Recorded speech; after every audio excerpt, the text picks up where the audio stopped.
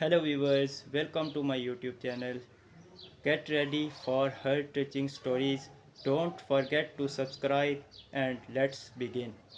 Then they changed the locks on my lake house as told by Margaret H. May 2026. There is a particular kind of silence that settles over a lake at dawn, before the motorboats wake, before the birds begin their full-throated arguments, before the world remembers itself. My husband Gerald built our lake house in 1988 for exactly that silence. He used to say that it was the only place on earth where he could hear himself think. We raised our son Daniel with that silence in his bones. When Gerald passed 6 years ago, the lake house became something more than property to me. It became the last room in the world where I could still feel him nearby. I want you to understand that before you understand anything else about what happened. The house on Cedar Lake isn't just boards and shingles and a screen door that sticks in July. It is 35 years of my marriage. It is Daniel learning to swim. It is Gerald's handwriting on a pencil line inside the pantry door where he measured Daniel every summer until the boy was too tall and too proud to stand still for it.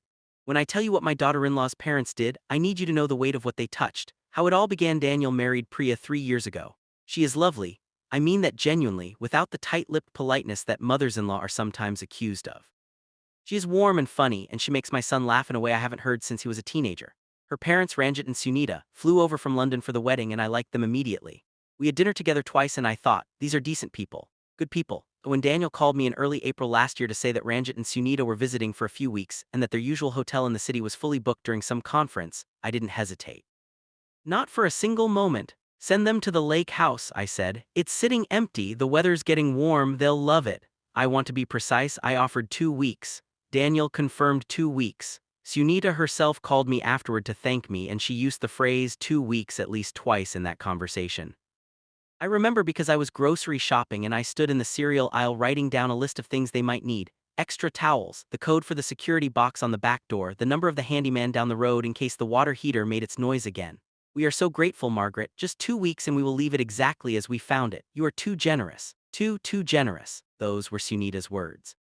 I wrote them down later because sometimes, when something feels kind and good, I like to have a record of it. I wish now that I had recorded the whole phone call, the first signs the 2 weeks passed. Then a third week began. I sent a polite text to Daniel asking when his in-laws were planning to head back. He replied quickly, a little too quickly, saying they decided to stay just a little longer and that the lake was doing Ranjit's blood pressure a world of good.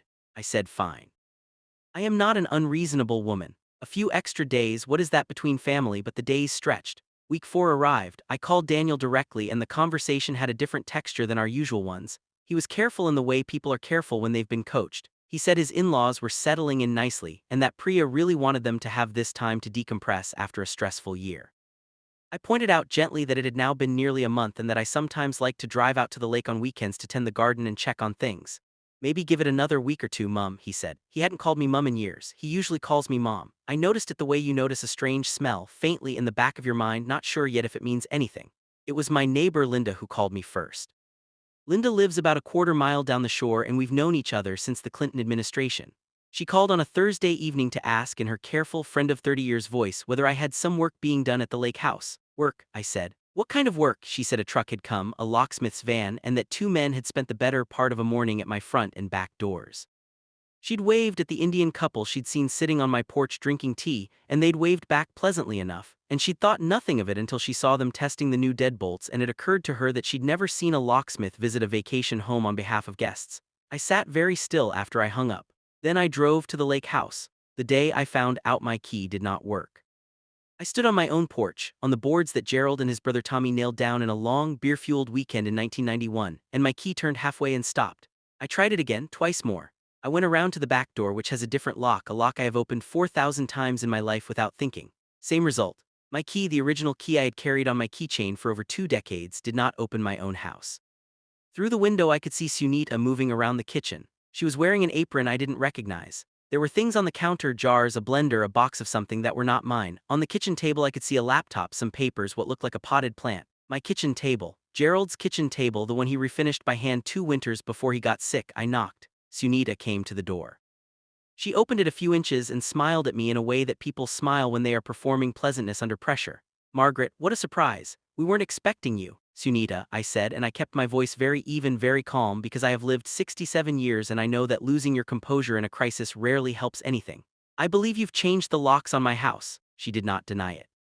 She tilted her head slightly and said that the old locks had seemed not very secure and that Ranjit had wanted her to feel safe. She said it as though this were a perfectly ordinary explanation, as though the ownership of the locks was a detail so minor it barely warranted discussion. We just wanted to feel secure, she said. Surely you understand that, Margaret, a woman alone in a strange place, one wants to feel secure. I asked for a key.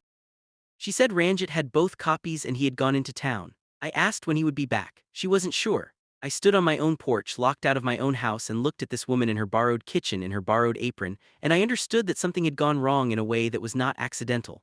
The phone call with Daniel. I drove to the end of the lake road and sat in my car and called my son.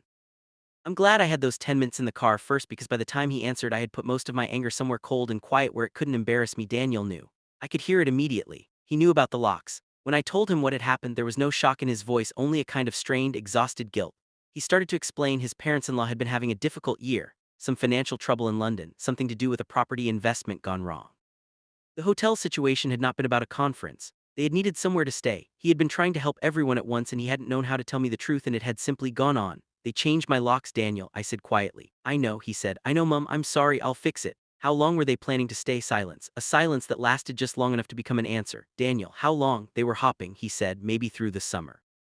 Maybe into the autumn. If I ended the call, not angrily. I just had nothing left to say in that moment, and I have always believed it is better to say nothing than to say something you cannot take back. I called my lawyer that evening, not because I wanted to be litigious, I am not that kind of person, but because I needed to understand clearly what my rights were. He was reassuring and brisk and told me what I already suspected. They had no legal right to change those locks, none whatsoever, and I could have the sheriff accompany me if necessary. I thanked him and told him I hoped it wouldn't come to that. That night, alone in my house in the city, I pulled out an old photo album from the closet shelf. There is one picture I love more than most: Gerald and Daniel, summer of 1996, standing on the dock at Cedar Lake. Daniel is maybe 9 years old, soaking wet, grinning like he's just conquered something enormous. Gerald has his hand on the boy's shoulder and he is laughing, really laughing, the laugh he saved for the lake. Behind them, the water is going gold in the afternoon light. I held that photograph for a long time. What happened next? I gave Daniel 48 hours. I told him clearly and without dramatics. In 48 hours I would return to the lake house, and if I could not access my property with my own key, I would be calling the non-emergency police line and my attorney in that order. Priya called me the next morning. She was crying, which I had not expected, and her distress was real. I could hear it. She apologized in a way that was nothing like her mother's smooth non-apology at the door. She said she had not known about the locks until after it happened, that her parents had not told her, and that she was mortified. I believed her. Priya has never struck me as someone capable of this kind of calculated maneuvering. Her parents, I had come to understand, were a different story. Ranjit and Sunita left the following day. Daniel drove them to a furnished apartment rental he'd arranged.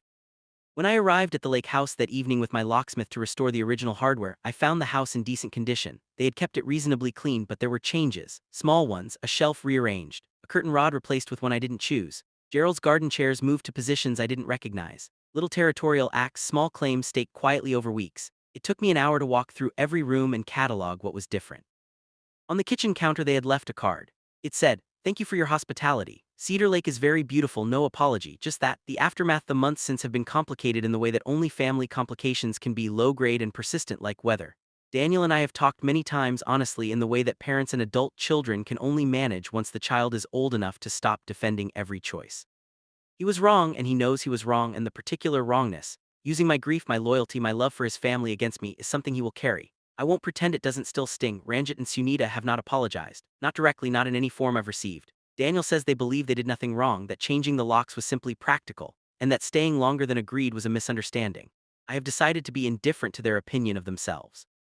It costs me nothing. Priya remains a good daughter-in-law. I see her grief about it, the specific grief of loving people on both sides of an ugly thing. I try not to make her carry it. She didn't lock that door. Hardest thing wasn't the locks or the weeks or the small rearranged furniture.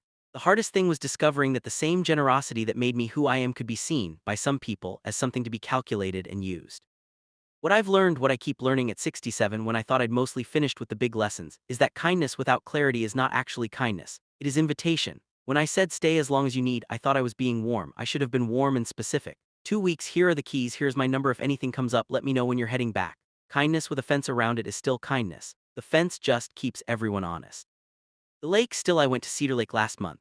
Late afternoon, the light coming sideways across the water the way it does in May, turning everything amber and honest.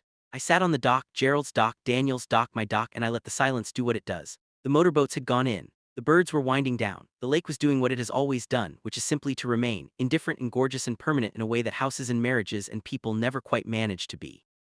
I thought about Gerald. I thought about the pencil line in the pantry that I have never painted over, the one that says Danny, age 11, summer in his handwriting. I thought about the fact that the people who change my locks will never understand what they touched, and that this is the real loss, not the inconvenience, not even the betrayal, but the fact that some things are simply invisible to people who don't know how to look for them. I thought about trust, and how it is rebuilt slowly, the way you repair a dock, board by board with attention, with time, with someone you're sure about before you let them stand on it again. Then the sun went all the way down and I went inside and I put the kettle on and I sat at Gerald's table in my house and the door behind me was locked, with my lock, my key, my choosing, and I was, in every sense of the word, home.